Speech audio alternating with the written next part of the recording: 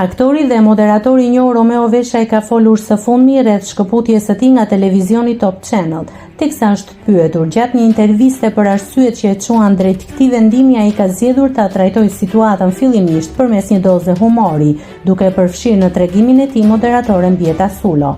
Për të përshkruar atë që ai e quajti me ironi si arsyen e largimit, Romeo u shpreh se u largova nga topi. Në top unë kam patur një siklet shumë të madh, kam patur një histori shumë të acaruar, plasi një sherr shumë i madh aty me Bietën. Shiheshim në përshkallë, më preku një herë në shpatull, nuk më erdhi mirë me thënë të drejtën. Përtej shakave, në Top Channel kam kaluar një cikël shumë të bukur të jetës sime.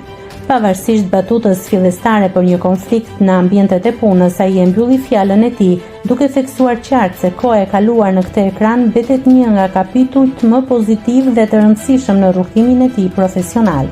Kujtojmë se gjatë qëndrimit të tij në Top Channel, Romeo ka qenë i angazhuar në disa projekte të rëndësishme, ku Spikati, bashkë drejtimi i emisionit Më lër të flas, një format që u transmetua për disa sezone radhazi.